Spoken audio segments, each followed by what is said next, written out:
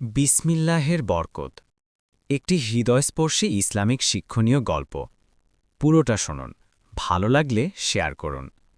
একটি ছোট গ্রামে বাস করত এক গরিব কিন্তু অত্যন্ত সৎ মানুষ, আব্দুল করিম। তিনি দিনমজুরের কাজ করতেন।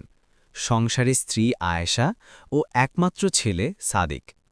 অভাব ছিল, কিন্তু তাদের ঘরে ছিল ঈমান, ধৈর্য এবং আল্লাহর ওপর ভরসা। প্রতিদিন ভোরে ঘুম থেকে উঠে করিম সাহেব নামাজ আদায় করতেন এবং কাজের উদ্দেশ্যে বের হওয়ার আগে বলতেন, বিসমিল্লাহ তাওয়াক্কালতু আলাল্লাহ। তার স্ত্রী আয়েশা প্রায়ই বলতেন, আপনি প্রতিটি কাজের আগে বিসমিল্লা বলেন কেন? করিম সাহেব হেসে উত্তর দিতেন, বিসমিল্লা বললে আল্লাহ কাজের মধ্যে বরকত দেন, বিপদ দূর করেন। দুঃসময়ের শুরু। একদিন কাজের জায়গায় দুর্ঘটনা ঘটে। নির্মাণাধীন একটি দেয়াল ধসে পড়ে। অনেক শ্রমিক আহত হয়। আশ্চর্যজনকভাবে করিম সাহেব ঠিক সেই মুহূর্তে পানির বোতল আনতে গিয়ে সরে দাঁড়িয়েছিলেন, ফলে তিনি রক্ষা পায়।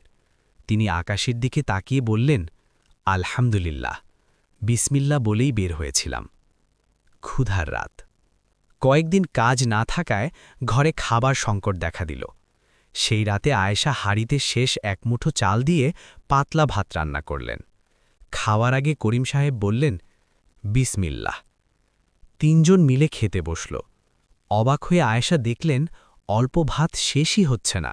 সাবিক পেট ভরে খেয়েছে, তবুও হাঁড়িতে ভাত রয়ে গেছে। আয়েশার চোখ ভিজে গেল। এ তো আল্লাহর রহমত। করিম শান্ত কণ্ঠে বললেন, যেখানে আল্লাহর নাম নেওয়া হয় সেখানে বরকত নেমে আসে। সাদিকের শিক্ষা। পরদিন সাদিক মাদ্রাসায় যাচ্ছিল। সে তাড়াহুড়ো করে বের হচ্ছিল। করিম ডাকলেন, বাবা, বিসমিল্লা না বলে কোথাও যেও না। সাদিক ফিরে এসে বলল, বিসমিল্লাহির রহমানির রাহিম। পথে যাওয়ার সময় একটি দ্রুতগামী সাইকেল তার পাশ দিয়ে চলে যায়। যদি সে একটু আগে এগোত, দুর্ঘটনা ঘটত। সাদিক বাড়ি ফিরে বাবাকে জড়িয়ে ধরে বলল, আব্বু, বিসমিল্লা আমাকে বাঁচিয়েছে। অদৃশ্য বরকত।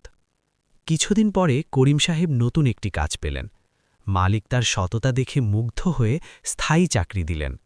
তিনি বললেন, আমি যখন কাজ শুরু করি বিসমিল্লা বলি, আর কাজ শেষ হলে আলহামদুলিল্লাহ।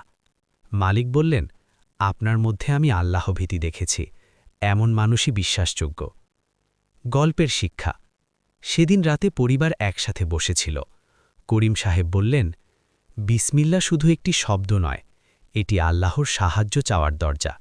এটি আমাদের কাজকে বরকতময় করে, বিপদ থেকে রক্ষা করে এবং হৃদয়ে শান্তি আনে।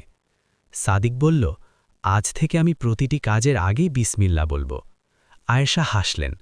তাদের ছোট ঘরটি যেন নূরের আলোয় ভরে উঠল। শেষ কথা, যে ঘরে আল্লাহর নাম উচ্চারিত হয় সেখানে শান্তি নেমে আসে। যে কাজ আল্লাহর নামে শুরু হয় তা বরকতময় হয়, আর যে হৃদয় আল্লাহর ওপর ভরসা রাখে সে কখনো একা নয়। তাই প্রতিটি কাজের আগে বলুন, বিসমিল্লাহির রহমানির রাহিম।